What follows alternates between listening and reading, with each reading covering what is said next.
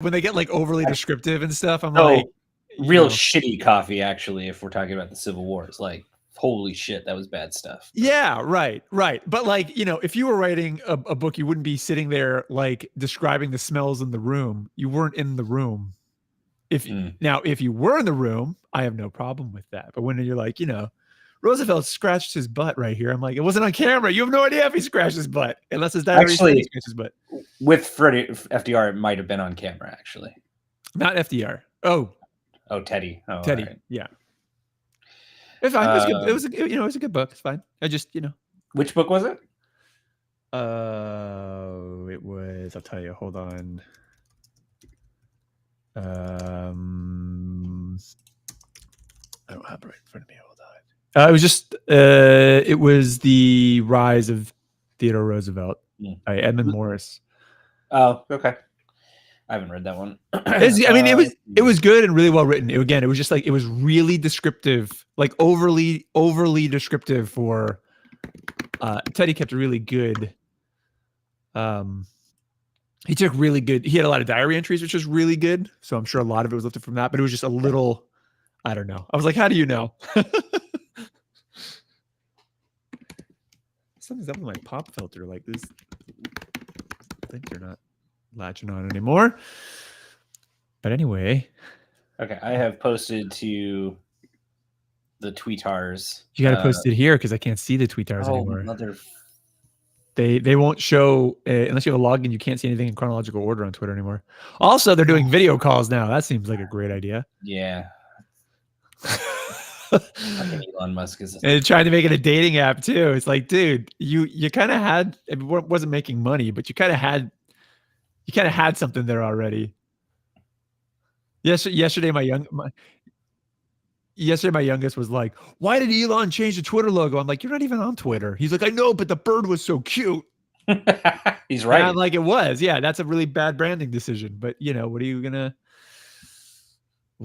do? It's just how life works. Let me post this here. Okay, we are live. We're always live. Listen live, folks. We're streaming. Yes. And your mom is streaming. Oh, that's not nice to say. And then I imagine Colin will just join us midstream. Phrasing. Gosh, so literally. Phrasing opportunities. All right. Well, this is going to be a podcast about why the Sharks are bad, I suppose. I don't really know. You don't know why they're bad? No, I know why they're bad. I was actually hoping to go to the Coachella Firebirds game, or a Coachella Firebirds game, although not against the Barracuda, because we'll be down there close to Thanksgiving, but they're not. They're going to be out of town, which bums me out. Minor league hockey's fun. Okay, 2:04. Let me take a sip of water. No. I will not let you. Oh, I was going to say, no, it's not 2:04. Don't do that to me. No, it is 2:04. There's a number on a screen. I have to go by the number. All right. Do you have to? No. Like, you have no control over yourself? I would love to have started the podcast at 357. Just start it right there. A bunch of our backlog isn't there anyway, so people might think we do anyway. Okay. Hello and welcome to Circling the Cup, San Jose Sharks podcast, episode number 204. That's right. We've been on the air for 204, actually more. We lost a couple in the early days. Podcasts. Hey, season hasn't been a great start for the Sharks. I think we were expecting that, but we're going to dive in a little deeper as to what's going on and should you panic? Or is it even worth panicking for a team that is rebuilding? And I'll give you a hint. The answer is maybe. I'm Alex. Here with me, as always, is the Honorable Ben. What's up, Ben? Why are you hinting at the whole thesis of this podcast? What are you doing? I just gave away the entire bag, didn't I? Well, there's nothing to talk about, so we'll conclude. Yeah, thanks. It's been a great podcast. Thanks everybody for listening. Thanks for the Sharks for supplying us with the lack of content. And of course, joining us midstream through technology, we think will be Colin. It might be AI Colin. I haven't decided yet, but either way, it'll be Swedish. Well, not really, because he's not from Sweden. This is a whole thing. What are you doing? I'm stalling because I don't know how much there's going to be talking about here. Guys, the Sharks suck. There is no nice way to say it. They are 0-8, but it's not that they're 0-8 in the last winless team that makes them so bad. It's that, Ben, they've only scored 8 goals in 8 games. Their Wait, goal is that differential, bad? it's that bad. Their goal differential is -24. So they've scored 8. They've been scored on 32. Now, I expected the 32. I'm not saying I expected a ton of goals, especially not this month. But 8 is really bad. And just to put things into perspective here, because this was talked a lot about a lot at the beginning of the season. The Sharks, this month was never going to be a good month for the Sharks. They are playing basically a long string all month of cup ready teams. So this was always going to be a brutal month. Now, that is not an excuse because the Sharks really aren't playing great in general. So should your expectations have been that they would be winning a lot in this period? No. Should your expectations have been that they would only score 8 goals? No. So, Ben, let's talk about this here for a second, because not only are the Sharks not playing well, they don't seem to be getting better. And again, it is a small sample size, but when a lot of people look at a rebuild, I think it's something important to talk about, because I already see people, in forums and Reddit and other places who are always, already all in for Celebrini. And the thing I want to point out to you, not to be a Debbie Downer here, is that the Barracuda also not playing particularly great. And so there are a couple things I think that you need to pay attention to when you're looking at a rebuild. Now, one is obviously getting younger prospects who have talent, right? That is part of the equation. But there's other parts of the equation that need to come together too.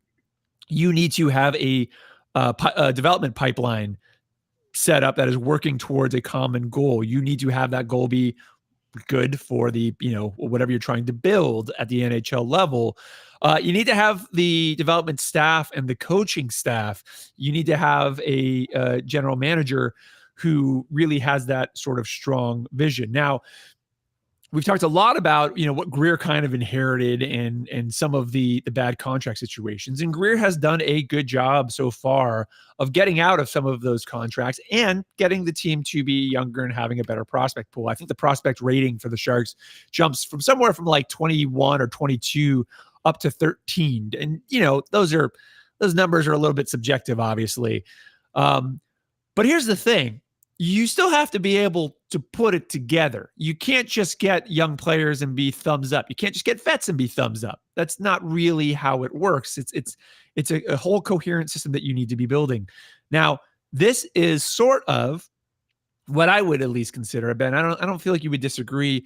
This is probably the first actual step into the rebuild. Last year was a little bit of that purgatory season where we were neither really going forward or doing anything.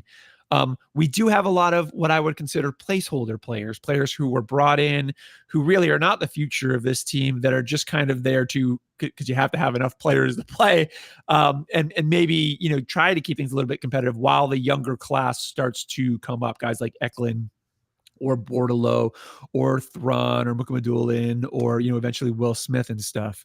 But I don't know, Ben, why do you think this team is struggling so badly right now? And do you think there's a way for them to improve before the trade deadline as a marker? No. I mean, so I think, so to step back, my expectations for the year, let me sort of set kind of the stage there. And, as I've sort of said from the beginning, what I wanted was the Sharks to lose a lot of games, but I wanted them to be, sort of giving up a lot of goals while also scoring a lot of goals. And the team kind of looked like it was constructed to do that. Right. In the sense that terrible defensive core, just the plan for the top 6 is just mind-bogglingly bad and projected to be mind-bogglingly bad. But, right. With the players that they brought in, that I think we figured they were going to be showcasing to trade for assets. So Hoffman, Duclair.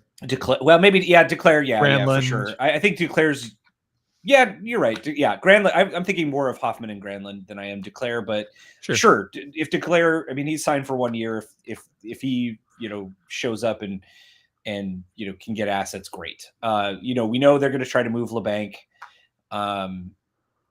I think of the guys that they're not planning to move on from, it's obviously like Zetterlund, Zadina, what have you, right? The younger guys. Right.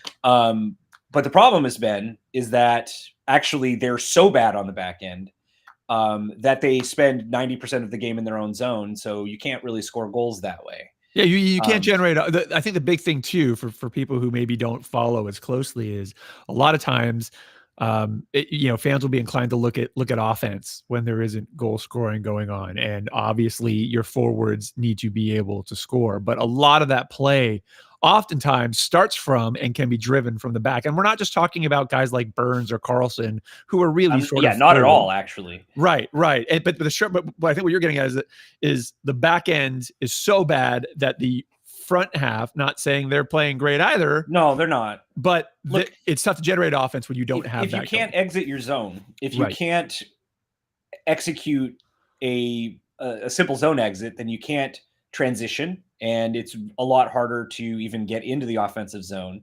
And I think mostly what we've seen over these 8 games is the Sharks be one and done in the offensive zone because, again, they don't really have the defenders to do much offensively either in the offensive zone. And, the forwards have to get on their horses anytime the puck is turned over in the offensive zone because, again, the defensive core is so bad that they can't really focus on trying to hold the zone. They can't really focus on trying to, get a cycle going. And of course, if they do try, then, guys like Knizhov and Ruda and Vlasic and Ferraro can't handle a pass, can't shoot the puck. It's a mess. Everything is worst case scenario right now. And by on purpose, right? Because they could have Thrun up. They could have Makhmudulin up. They could have guys who can transition, but they've chosen not to. They piled all of these bad players. I guess I should add Ruda as one of those guys they, in theory, I bet would love to try to move on from at the trade deadline. But I don't know I don't know if you get more than a bag of pucks for that guy, one way or the other. He is real bad. Yeah, and to touch on that too, I mean, the one thing to recognize is that when the Sharks picked this supporting cast, and they picked them, yes, they picked a supporting cast. A large supporting cast of gambles, right? A lot of times what you will see GMs do is, and Wilson would do this, right? You pick up a veteran, you know what that veteran is. They're probably pretty steady at whatever level they're at for the most part, whether they're good or mediocre or whatever. Like you kind of know. The Sharks rolled the die with a lot of players like Duclair, like Hoffman, like Randall, and like Ruda, Zadina as well. And those are high risk, high reward reclamation projects. I disagree. I disagree with your word high reward when we talk about Ruda.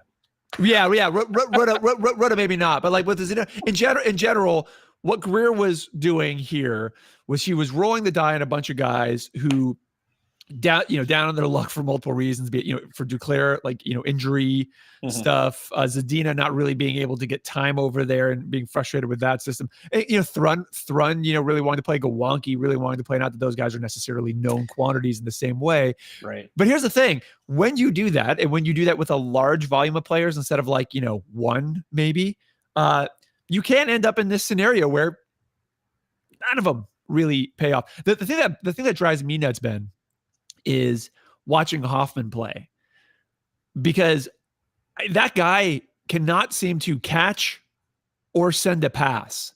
And it is mind-boggling to me how many times I've seen him, trying to get the puck out of the zone and just passing it directly to the other team or fumbling. And but here's the thing, like, it isn't just the defense, it's defensive play. So when the Sharks are in their zone, we talked about this the last podcast, there's like miles between them and the other team. It's almost like they're playing the smallest collapsed box. They're going for a record, Guinness Book of World Records, of smallest permanently collapsed box. And that puts them in a situation where they occasionally get a fast break, and that's pretty fun to watch. And when they do get a fast break, they get shots on net, which is good.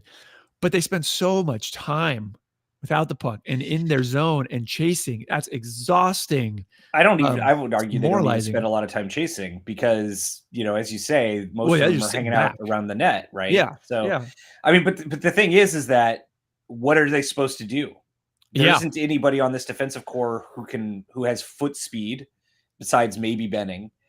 None of them have, particularly good stick work anymore. They think Ferraro is good, and he's probably the worst player on this blue line. I don't. Let's talk about this for a second because I think the Sharks, and I think Sharks fans chew. I mean, I know we were a little bit excited about Ferraro when he first came up, a little bit more reserved, I would say, than the average probably. He was fine. His first year, he was fine. Yeah, but boy, the Sharks really latched on immediately to him and very heavily, and it's the hustle thing, man. Yeah. It's the same reason Luke Cunnin is still on the ice. It's the same reason they go for guys like Giovanni Smith.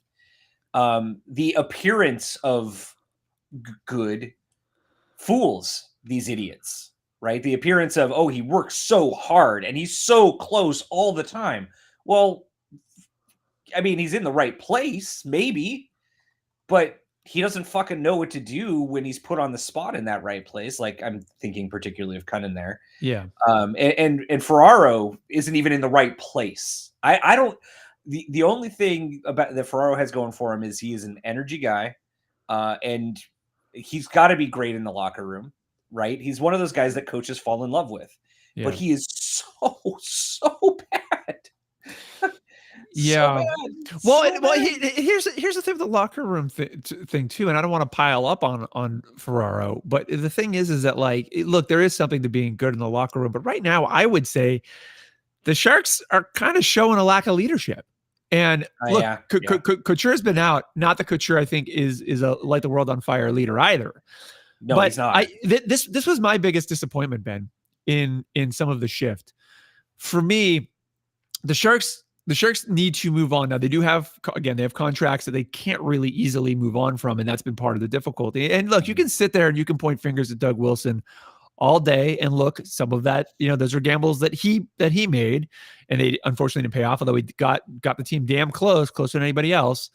But at the end of the day, this team desperately needs new leadership. My concern is they're not going to be able to get that as long as the old leadership is around. Not that I think the old leadership's necessarily blocking anything, but because I think the organization can't move on. And I think, when you looked at the hurdle extension, look, I don't think Joe Will should have been able to make that call when he did, but I thought I understood at the time why the Sharks did.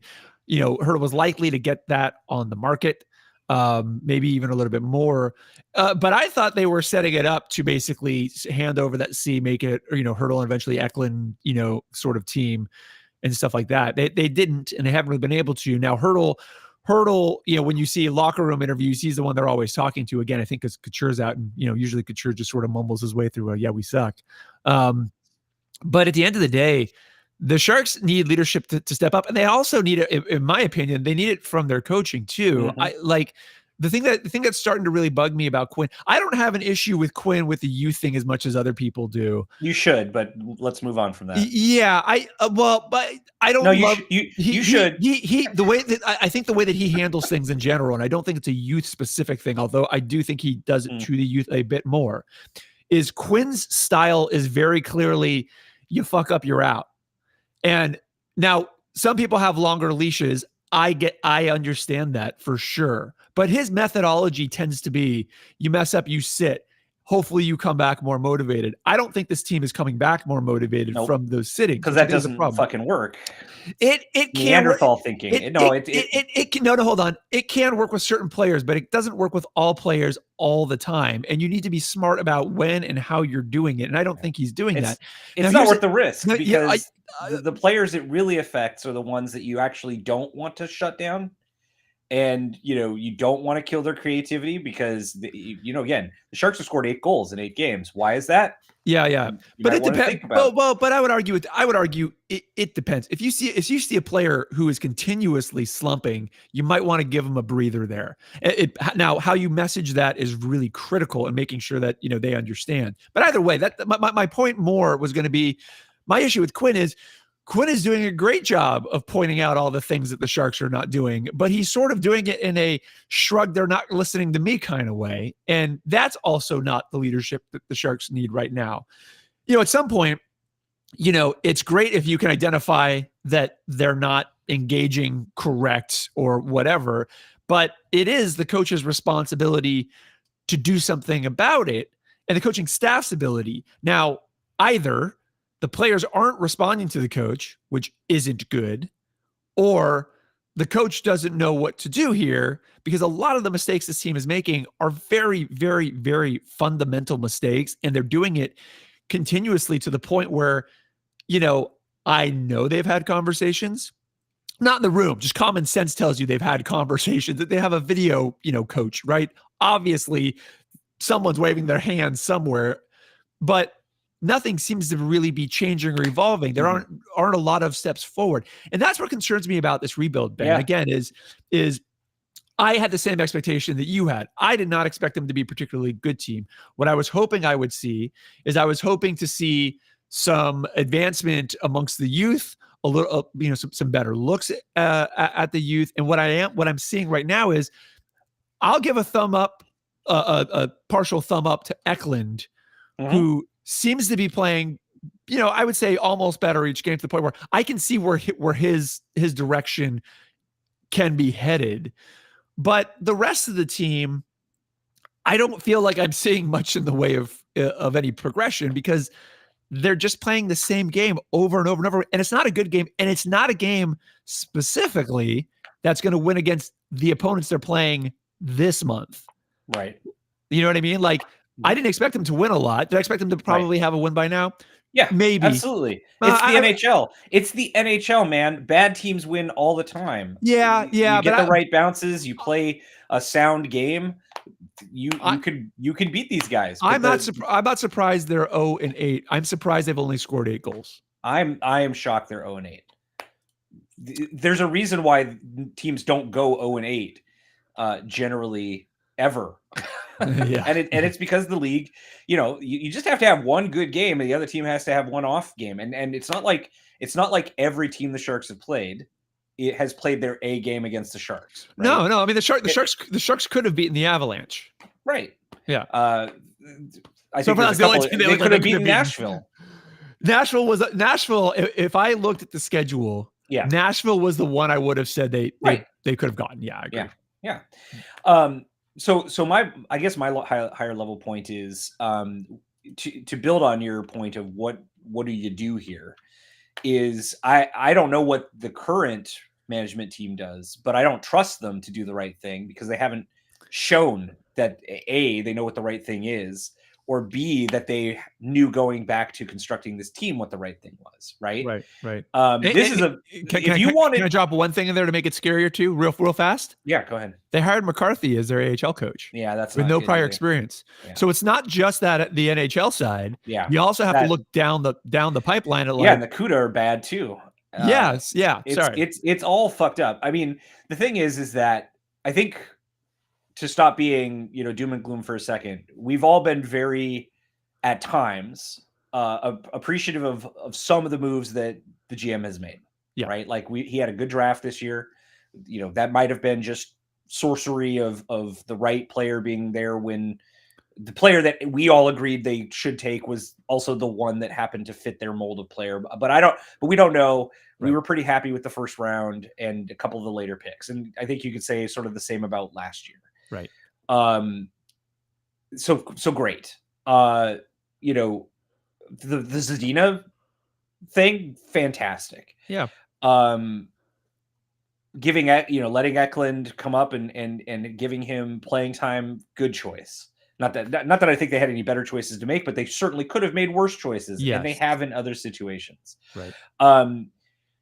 But when we look at the decisions, both the GM has made in terms of like, this is the defensive core we're going into the season with, where you could look at it and projection said, this is one of the worst defensive cores that has been put on the ice in years in the NHL. Yeah. And thinking that you have to assume, like you say this all the time, right? That teams don't tank, that players don't tank. intentionally, right? Yeah, So right. we have to assume that there's somebody in this organization that thought that this is a decent defensive core, not good, not great, Right. but worth accumulating and putting on the ice, right? The veteran guys. Yeah. This is a guy, Mario Ferraro, worth giving a captaincy to, right? The assistant captaincy. Right. These are decisions that make you go, these guys don't know what the fuck they are doing. And that's the scary thing, right? It's not how bad the Sharks have played over these 8 games, except in that they don't seem to be making any progress. They don't seem to be affected by the coaching staff to make better decisions, right? Like, that's all. These are all huge red flags. And by the way, I'm going to say what I've always said. David Quinn never should have been hired by this team. He's not a good coach. He sucks.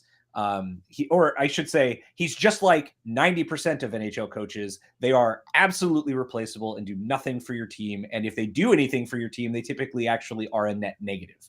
There's like 5 good coaches out there because the NHL is the fucking worst league in the world at identifying what good coaches actually do. New talent, because what they tend to do now, I mean, that's probably where the Sharks thought they were getting a little bit of a benefit, because Quinn did have one stint, but Quinn was, even when Quinn was called up to the Rangers, that was considered new talent. But then they just recycle after that over and over and over. But I mean, yeah, he's just like every other fucking coach in the league, right? He overemphasizes bad but veteran, and underemphasizes like good young, get them on NHL ice and teach them, right? His idea of teaching is, again, like, oh, you fucked up, you're going to sit a game.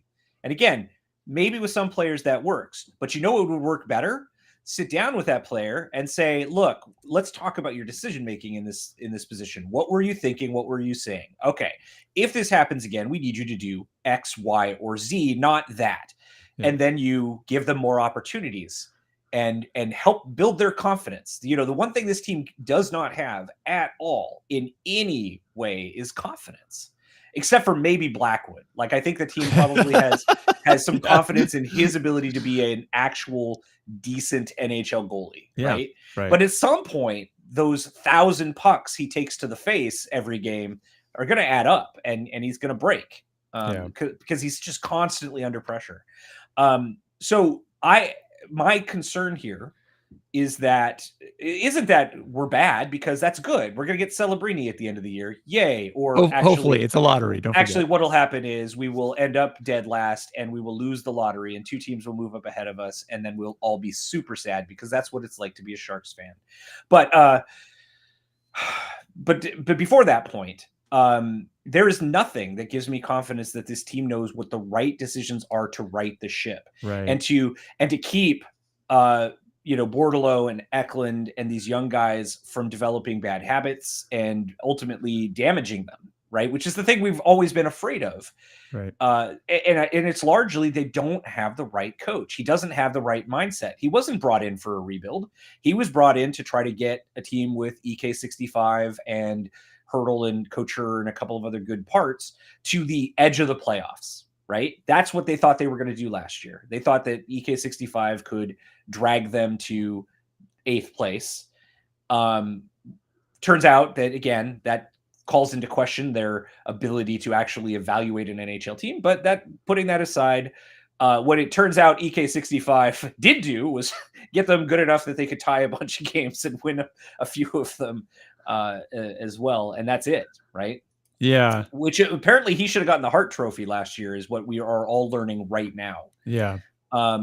So, I guess I don't have, I guess for me, I think the reason a lot of fans are more upset than you think they should be, is, well, I think a lot of the mouth breathers are just rabbling because the Sharks are bad, but there is reason to be concerned. There is reason to be super concerned at this point. Yes. And I don't disagree with that, by the way. It's not that I don't think people should be upset. What I've noticed about people who are upset is I've seen a lot of people who were and are flying off the handle, and they're not looking at the schedule. Now, again, that isn't an excuse. The Sharks shouldn't be this bad, but I'm right there with you, Ben. I have the same concern. For me, it's an organizational concern because, you know, I don't believe that Quinn isn't sitting down and talking with players. I don't believe the coaching staff isn't doing that. But what I do believe is that it isn't whatever they're doing isn't or hasn't yet been effective. That to me is a concern. Yeah. Because, you know, if you can be saying all the right things, and if the players are not responding, that's not good enough. Things are still broken. And what I'm not seeing is I'm not seeing anything in the last set of games shifting. I'm really not. Right. I'm watching the Sharks play. It's like Groundhog's Day. That's where I have the big concerns. It isn't the number of losses. It's the fact that I don't see any shifts of value occurring. And that to me, and I think you raised a really good point, and I share it so much, is that what does this mean for development? Yeah. Because if these bad habits continue game after game after game after game after game, and if this is happening, let's say at the AHL level as well. Yeah. Then it doesn't matter if you get Celebrini or whoever you get, because you're going to have issues developing or really, you know, leveraging that talent. And look, I know people will point at guys like Bedard or McDavid, you know, who come in and they're lights out right away. And that's fine. I'm going to point something out to you though. Oilers don't have a cup yet. Right. And the Oilers have had a lot of, not McDavids, but they had a lot of number one picks who were, you know, good players. Yeah. You have to be able to develop a system, put it together. You need to write it. That's the thing. Joe Thornton just retired. Okay, I know it sounds like I'm just spinning out of control, but I'm not. Joe Thornton just retired. And he retired the most officially retired, because we all know he's been retired for a couple years. And I love that he made a joke out of it. And I love how he retired without a shirt on in the most Joe Thornton way possible. I love that guy. I do too. But the thing is, you know, a lot of people would point to Joe Thornton. A lot of my friends from Boston who, you know, loved him until he was traded, and then now he's a bum or whatever. You know, they all point to him. But the reality is, it didn't matter how good Joe Thornton was any one year. Yeah. A lot of things have to go right at the exact same time for you to win a cup. Yeah. Yeah. Or if you even be an elite team. And so, you know, the Sharks, they got to figure out organizationally how to do that. Right now, we don't have that.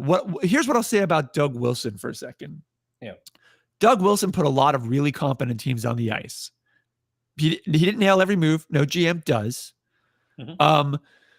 Oftentimes he brought a good or decent coach in at the right time, benefited for about a season, maybe two, and then took a little while to move on. I think, you know, Doug Wilson's weakness was always the ability to move on. Right. But it's not that he didn't assemble a really good class organization. It's not that he didn't bring in good talent. Just couldn't get over the hump. Right now, I don't think we know, and I'm not confident we do have that with Greer. And I know it's still very early, but again, you have an ex-player, not an experienced coach, coaching development at the AHL level. Now, Greer has brought in a crap ton of development coaches, mind you, almost all ex-teammates of his. Yeah. And again, none of whom have proven track record of actual development. And that isn't to say that ex-players can't be good at that or don't get that. That's not true at all. But there is a difference between playing and coaching or leading in certain fronts. Can I go on a rant here? Go on a rant now. Your turn. One that you're not going to agree with, but like, what the fuck is Patrick Marleau doing in player development? He wasn't even a good captain. Yeah, he played the right way. Yeah. That's great, but that is not what you need from a coach. You need a guy who look, Patrick Marleau, very, very skilled player, obviously, you know, in terms of San Jose Sharks history, third best player this team has ever had. Joe Thornton, Joe Pavelski, Patrick Marleau. That's the order that they go in. I know, and I know you're dying to like tell me how wrong I am, but oh no, I'm not telling you wrong. I'm with you so far. But like, so Patrick Marleau was clearly like one of the most talented players of his generation, right? There's no question about that. Great scorer, played hard, never got hurt, great on ice awareness. I mean, that's largely what kept him alive. The thing is that just because a guy can do that on the ice doesn't mean that they can explain to other players how to do it. Right. I think what you see a lot in hockey, when you do get a good coach who develops out of the player side, isn't one of the stars, right? it's guys who had to figure shit out. Like Yeah. by the way, when Joe Pavelski retires, that's the guy that Yeah. you go, he is going to be a fucking incredible coach someday. Yeah. Like if I could draft a coach for the Sharks for the future, he is the guy. Oh, that's a good PR. Yeah, that's a good PR hit too.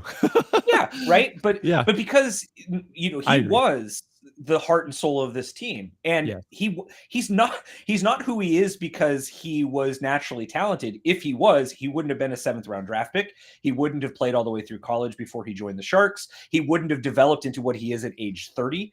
That guy, everything that makes him great comes from that combination of good enough skill and incredible smarts. Right, just incredible. His work ethic, exactly. Right, like, and that's what you want to have in your development system. Talking to players, helping players figure out that you can only get so far on your natural talent, and what you really have to do is not just work hard, because everybody works hard. It's the NHL, right? The guys who don't work hard, you watch them bounce around the league because coaches just won't have that shit, right?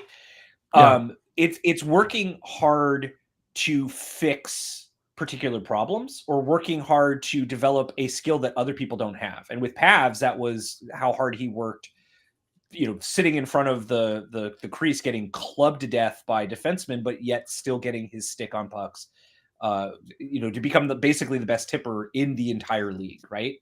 Like that kept him in the league. And also that courage it takes to do what he did, right? And that demonstration that he may be the captain, but he's doing this shit every game. Right. I didn't really mean to go off on a pro Pavelski rant. I was really looking to go off on an anti-Marleau rant. No, but that's kind of your point absolutely stands. And look, the mistake that again, we're not in the room, so we have no idea what Marleau's actually doing. It could turn out in the long run that he ends up being a fine development coach. He could be fine. I think our point, though, is that we don't make the assumption that just because you played or were a good player means that you can do that. And if you're going to set your organization around a lot, the fascinating thing, I think I pointed this out a couple of podcasts ago, Ben, and I hate being the person that says this because, I've often defended guys like Thornton and Marleau in their play, but Pavelski too, and Couture, as well.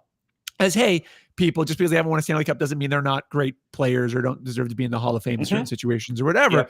The flip of that is you're building an entire organization of guys you think should be development coaches because they were good players. Meanwhile, not one of those guys have actually won at the level. And I hate saying that, but it should not. Now, does that mean that they can't develop players again? Absolutely not. But is that what the Sharks need? Here's what the Sharks need, I think. And I don't think they have it. I think they were hoping they would get it. And again, I still don't think we're seeing it. I think they were hoping in Quinn that they would get someone who would be comfortable with youth because, again, he does have a very long tenure with youth. Now, but again, when he gets to the NHL level, he doesn't seem to handle it the same way. He thinks he's got to change or elevate his game because the level is higher. And maybe he's correct to some extent, but that's not why you're bringing Quinn in when you're bringing Quinn in. You're bringing Quinn because he's good at developing, youth and college hockey. He does it for the U.S. men's team. He's done it at BU for forever. The thing is, though, is that the Sharks need coaching staff who can work with these kids who know and understand how to develop that youth talent. Then they need to be giving that talent opportunity. Now, you do need to there is always a little bit of a balance in terms of you don't want to rush guys up too fast and put them in mentally frustrating situations because we saw this with guys like Mirko Mueller, right? Or they'll flame out. A lot of players will flame out. But you still need to be building the organization around those players because those players are going to be your future in this situation. Guys like Couture, not your future. Hertl, I'm going to give Hertl a little bit of a pass on that because they need, he'll be the veteran, presence. He's a better option than some of the other ones that they have there on the roster right now, regardless of whether or not you like his contract. But, again, like guys like Duclair, whether you like Duclair or not, he's not the future of this franchise. Right. Got Hoffman, Granlund, Ruda, not the future. LeBanc, not the future. So you really need to be developing this team around guys like Eklund, Smith, Bordalo, depending on where you feel, Zadina, Gushin, Zetterlund, Zadina. Gushin, Yeah, yeah, right. yeah. Yeah, But exactly. more, And more so, I think the problem is on the defensive side, right? Like right, absolutely. at least they've mixed in the young guys a little bit, in the forward core. They haven't given anybody much leash besides Eklund, but whatever. Yeah. They've at least given them some ice time, and part of it could. I want to go back I to don't think. another Oh, thing in a second. I do want to say one thing. Yeah. I can't give credit to the organization for the way they're handling Eklund right now, because Right. I don't believe that even though I do think they're doing the right thing with him, at least. Yeah. I believe that's because they don't have another option with him anymore. You cannot send him back to the AHL right now. Cannot. I think I would also say he's doing enough or more than enough to continue to get ice time. Like, I think the good thing about Bordalo is that he's working hard. He's showing that he's done everything I think the organization has asked of him. And I think they have to reward him for that. Like, he is the best passer on the team. He doesn't have a lot of teammates who know what to do with that, and that's part of the reason the Sharks can't score. Right. He's playing physical, right? He's at least absorbing the stupid philosophy of this team that playing physical is a thing you have to do in the NHL level. Whatever that whatever that shit is that fucking our color guy says every goddamn game. It's just so stupid. Making Sharks fans dumber. So they don't. But you can't send him. But here's the thing: there is no. Yes, Eklund's earning what he's. I totally agree. I'm very excited about Eklund, but I think Eklund is at the point right now in his career, where anything else would damage him. Yeah, totally. I don't, so I don't look at, and I think the organization knows and understands that one thing. I don't, because they just sent fucking Bordalo back to the AHL, and they don't seem to realize that he's got to play NHL minutes. So I don't. Yeah, but I don't even think it's. I don't even. But I think I agree, and I'll be frustrated by that, I'm sure. But Eklund, I think at this point, Eklund, between Eklund and Bordalo, and I think we would agree here. I like Bordalo. I'm excited about Bordalo. Eklund needs to be a sure thing for you. If you don't have Eklund as a sure thing right now, then your next hope is Will Smith. Really, for that level. And agree. I know people think Will Smith is like next year. Not necessarily, and probably not with the way organization handles things. But Bordalo, guys like Bordalo and Gushin, those guys to me are the young class that you ideally gets strong enough and good enough to be that supporting cast. But Eklund, you can't screw with. Bordalo, I think, a little bit of a different level there. But I don't think this is a good move for Bordalo. Eklund is a top line target. Right. Yes. He's the guy that in 3 or 4 years you want to have as your top line distributor. I don't think he plays a natural centers game. Right. He's more of a winger, but he's at least a passing winger. Right. He's a playmaker. He's a playmaker. Yeah. So he's going to be the guy who passes to your shooters on that top line. Bordalo should be a top 6 player, but I think he's more of a second liner. Right. Yeah. When he tops out, if you've got a cup capable team, he's not your top line center or wing. Right. If he's near the net, he's exciting. Yeah. You just got to get him near the net, kind of like a Pavs deal. Yeah. So, if we've got then the next generation is Smith and Celebrini and Bistedt and you and the fans are so presumptuous about Celebrini. I don't have the same hope in the lottery. Look, like that's the Musty. That's what I'm thinking about. So if that is your next generation, the real question is like, when do you actually get Celebrini and Smith out of college? Do you try to bring them in next year if you get him as a draft pick, or do you wait one more year? Right. And I think the Sharks aren't built to bring those guys both in next year, even if they wanted to. Right. This is the problem. Because the fan base wants this team to turn around. And if you get the number 4 draft pick one year and a number 1 the next, the expectation suddenly becomes that you're going to be a lot better, a lot faster, right? I flagged this a while ago, Ben, a couple of years ago, when fans were clamoring for a complete teardown rebuild, which I completely understood why. Yeah, but I'm going to say it again. And this doesn't mean you don't do it, but fans need to understand that cycle's not guaranteed.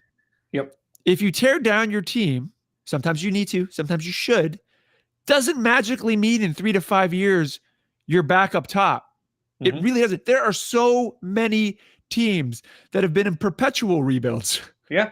Arizona, hi, Flyers for long periods of time. Like there aren't guarantees with that. So you kind of got to understand that, like, when you're rooting for that, just understand that doesn't mean that, oh, great, the rebuild's down. Because I hear fans doing it right now. The rebuild's down. So in about 5 years, we're going to be good again. And I'm like, hopefully. But the thing is that there isn't another way to do this. No, they're not right now. You have to get bad. You have to get those lottery tickets, and those lottery tickets have to pay out. Yes. Right. You have to get a Leon and a Connor in like back-to-back drafts. You have to get a Crosby and a Malkin in back-to-back drafts. You have to get a Kane and a I can't remember that's the quicker, more stable way of doing it. You can't continue to assemble teams without that and keep competitive. But the Sharks are not in that position now at all. Well, I mean, they mortgage their future. We all knew this. Yeah. Many of us were fine with it. They mortgaged their future to get over the hump. They got close. They put together great teams. It didn't happen, and they were stuck with those contracts, and that's where we are. Now we're trying to get out of those contracts. That's good, but that's only part of a step. The next step is, as we, full circle here, the next step is getting the right talent, being able to put it together. That's what the Sharks. That's why I'm so concerned with how bad the Sharks are now. So let's talk about McCarthy, because this is a permanent team. Yeah, go ahead, McCarthy. Right, because that's the other issue here, right? It's not just like what's happening at the NHL level, because again, you do need some of these guys at the AHL level to show that they're ready for the NHL level, and that does require that the team at the AHL level also make an attempt to look competent at times, right? Yeah, and I think what they hoped they had with McCarthy was the AHL version of Joe Pavelski, right? Because he'd been captain there. He's good in the locker room. Good in the locker room. Also, he's a guy. I guess the big problem here is that, does it really matter if a guy worked hard enough to be really good at the AHL level? Is that really what you're looking for as you try to develop players towards the NHL level? I think they look at it from the perspective of, well, this guy knows the AHL, but you're trying to get these guys to the NHL. Yeah. That's the problem, right? Yeah. Like, McCarthy, great. I mean, I loved the dude as the captain of the CUDA. Like, I liked him when he had a cup of coffee with the Sharks because he worked hard. He was responsible. He couldn't shoot a lick, but he was playing on the fourth line back then. Who cares? Right? Yeah, but why not send him? Yeah, but see, so here's my thing, right? If you if you believe in that, and that's totally fine. I don't disagree. Or same with Marleau. Hey guys, we got a coaching position open at the ECHL level for our affiliate there. Start there, do well there. Yeah, prove that you can coach at the at that junior level. We'll bring you up to the AHL. Promote that way. Don't just go. Yeah, I think so. Because you need to be elite level. Because do we have enough control of the ECHL where we could dictate a coach change there? I don't think so, right? Those are typically independent organizations that kind of do what they want. Partnerships, right? Yeah, partnerships. So I don't know that we could have just been like, "Yo, dog." Well, my point more is go. Let's put you in a position to work your way up through, so that we can kind of see the development versus throwing you into sorry, real quick. Let me point out one other problem with the way that the Sharks handled this. Yeah. If you had put McCarthy in, and again, I don't know how McCarthy actually is as a coach. The Barracuda just don't look right now. If you had put him as a coach in the AHL the year, like in 2015-16, maybe, because the NHL squad was rock solid. Yes, you still want really good development coming from the AHL, but in general. But right now, the Sharks need that AHL team to function really well. That is critical. And the NHL team isn't going to be good. So the AHL team has to almost be doing double duty to make sure that it is churning players fast that will be ready at that NHL level. So of all the years to kind of take an unproven coach and put them in that position, to me, regardless of whether or not he can be a competent coach, you need a really could. Yeah. You'd be very confident in that coach's ability right now for the AHL. I've said over and over again that the AHL is not actually a development league because of the way teams actually treat it. And I think putting McCarthy in charge of the team is exactly highlights that. It's a symptom of the greater disease. Right. What they should have done is taken a look at the junior level and just grabbed like the best candidate coach from juniors or college. Yeah. College would have been fine, but I think juniors. I mean, juniors is a development league, right? So go grab the next great coach who comes from that area, right? And give them a chance at your AHL level, and let McCarthy be an assistant coach. Yeah, that's fine. Agreed. That's fine. Yeah. Anyway. Yeah. Well, what a mess. What a mess. Yeah, well, we'll fly through these games real fast here. We're just going to do this week, even though we missed. I'll fly through last week. Sharks lost against Carolina Hurricanes 6-3. Then they lost against the Boston Bruins 3-1. Then they lost against the Predators 5-1. Hey, if you notice, the Sharks typically they score 1 if they score. Although that first Carolina did say 3, but then this week they lost to the Panthers 3-1. They got shellacked by the Lightning 6-0, and they lost to Carolina 3-0. And let's just hop over for a second here and take a look at what happens with the CUDA. So they started their season with a 2-7 loss to the Rockford Ice Hogs. Then they won 7-2. Hey! Then they lost to the Henderson Silver Knights 2 games in a row. Those were closer, which was good. Then they lost again to the Henderson Silver Knights because screw Vegas. And then they lost to the Coachella Valley Firebirds 2-8, and they play them next again on the 29th because AHL teams tend to play in bunches.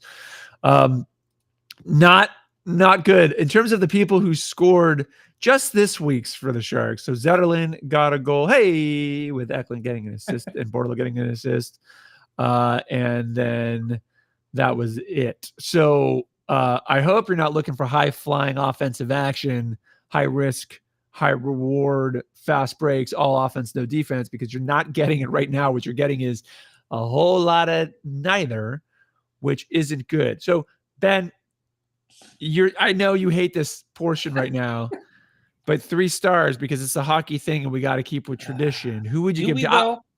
We do. I think it's important that we occasionally pat people on the back or make a joke about it. I'm gonna throw 3 out there. My third star is going to be Zetterlund because he was the only one to score this week. My second star is going to be Eklund because I feel each day, even though I get concerned that they're going to blow it with him because they can't get him a supporting cast, that won't drive him insane. I absolutely see where he's headed, and that I do find it encouraging. Before I had hopes, now I see it, which is good because the Sharks were hiding it. And my first star, I don't know how anyone doesn't pretty much all season end up giving the first star to Blackwood, essentially. Because without that guy, this team is way, way worse. And I do want to point out one thing about Blackwood that I really want to see him work on, and that is his rebound control. Because even though he is making a lot of saves, he's making way more saves than he has to, and some of them are ridiculous saves. Dude's got to figure out at some point that this defense and offense is not going to be able to recover the puck after it bounces off of him and get out of it. If I'm him, if a puck goes near me and I can swallow it in any way, shape, or form, that is all I'm doing. I'm taking I don't care how tired my line is, I'm taking every damn, face off in the zone if I have to. Because you're going to anyway. Exactly. And yeah, exactly. Those would be my picks. What about you? Oh, fuck. I think Eklund absolutely ends up with a star. Can I give you a hint at one that you could consider? Sure. Mario Ferraro? It's not a player. It's a statistic. It's a statistic that the Sharks have been surprisingly good at this season. It's not leading the wins. Do you know what it is? Is it just pure shots stopped? No, Sharks have done should give credit here. They've done a really good job with faceoffs. Oh, their faceoff percentage is really good. In fact, they actually, if I recall correctly, I think they're well ahead of the other teams they're playing almost every game so far this season in Well, faceoffs. so I'm But then glad they got to do something with it, though. I'm glad you bring that up because Yeah. it just actually is a perfect encapsulation of how we overemphasize a puck battle that just happens to be the one that starts each shift. Sure. So because it's just a puck battle. Winning it's good, losing it is not the end of the world. It's what happens after, right? Right, Like right. You have to but keep possession of it. That's the point. The point of yeah, winning a faceoff it is would be great. I would agree with you that it Yeah. mattered if the more of those faceoffs were happening in the offensive zone.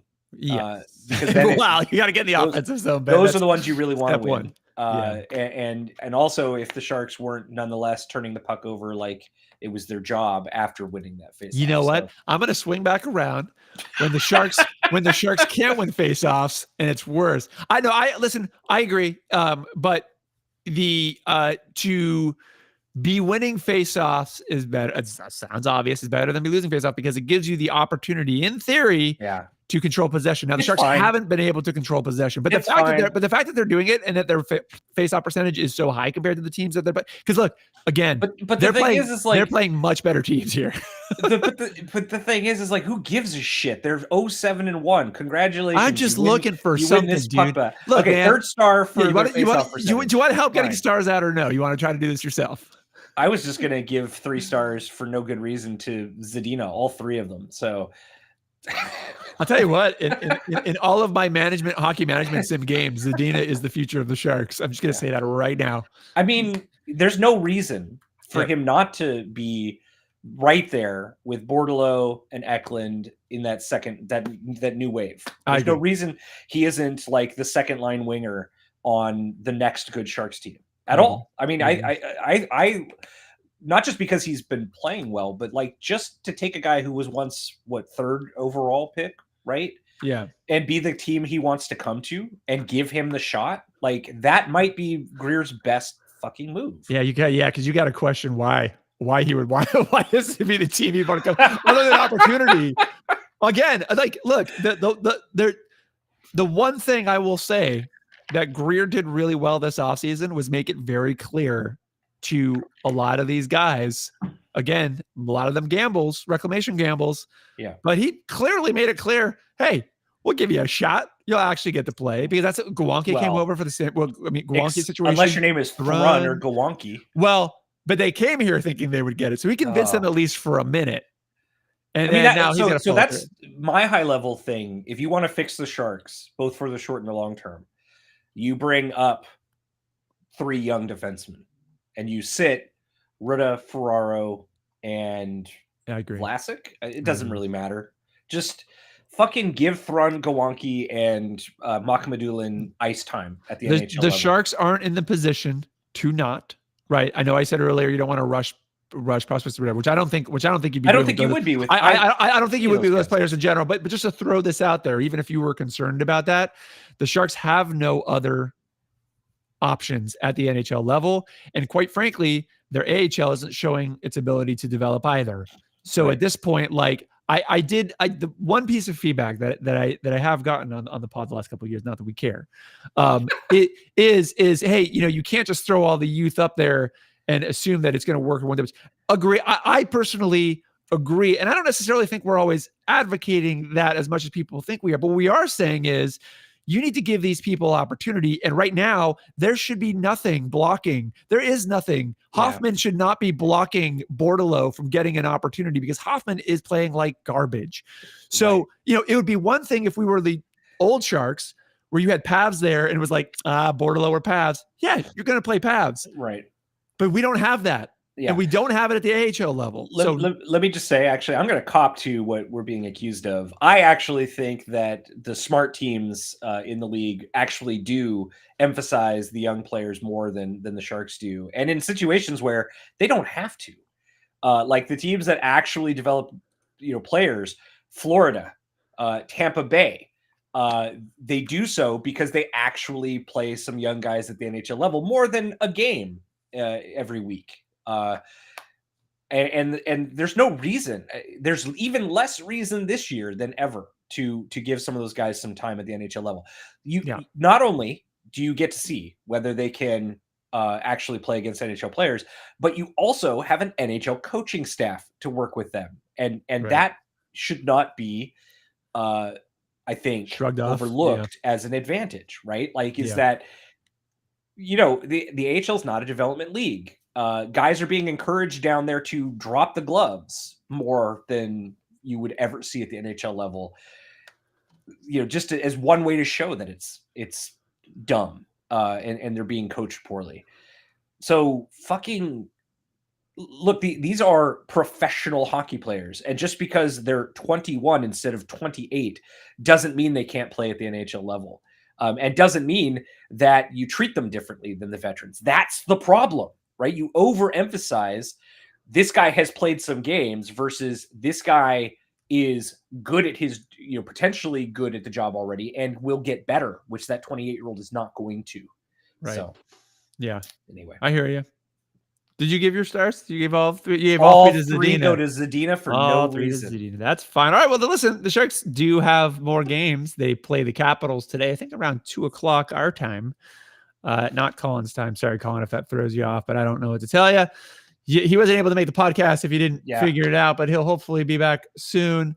Then they play the Canucks on Thursday, and then on Saturday they play the Pittsburgh Penguins. The rest of the month, pretty jam-packed. They have about 3 to 4 games a week, quite a bit of back-to-backs, but at least the spread of talent there against the teams they're playing are a little bit better. Should be hopefully a air quote easier month. Right now, if you're wondering where the Sharks are, well, they're last in the Pacific, and Josh Garnett, they're last in the NHL. They've got 1 point, folks, because of an overtime loss. That's how good the Sharks are.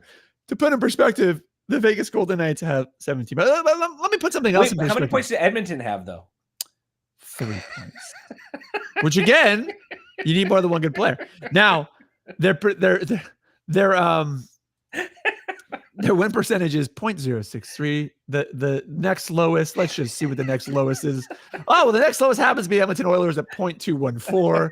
Hold on, I'm going to give them better than this. You ready? Yep. Sharks goal differential is -24. Next closest team, also the Oilers at a whopping -13. If it makes you feel any better, the Oilers, Pacific's the worst with this because above them is the Flames who are -12, and above them are the Kraken who are -11, and then it's a long way up to the Ducks who are at a +1. Again, Sharks have 8 goals for. Let's put this into perspective. Next lowest goals for. Hi, Edmonton Oilers. Edmonton Oilers and Flames are tied with 17. So the next closest team, that's how far away the Sharks are right now from these other teams. So again, where I said in the beginning, I didn't expect them to win a lot this month with it being a hard month. That doesn't explain just how bad it has been, and it might get worse, and it might be worse for a long time before it gets better, not to be a downer. But here's hoping that we can at least start seeing some forward progress in a couple of areas, even if they're baby steps, just 1 foot forward after the other until we get to the point where we can get into a sprint would be really nice. Ben, that concludes another month, lifetime, it feels like, of Sharks poor hockey. Let's not even call it Sharks hockey. And by the way, we didn't give a star. I'm going to give an honorary star to Jumbo for because he hadn't officially retired and probably wasn't planning on it, to putting together a fun slapsticky video as he would to do that. I do appreciate it. I do hope the Sharks retire his number. I think he deserves it. As a Shark, just as much as I think Marlo did. I would actually stop it there. I know there's a lot of Pavs fans. I don't think you retire Pavs number, but Joe Thornton, Joe Thornton really changed the face and the state of this club for a very long time. He made other players like Chichu look way better than they probably were.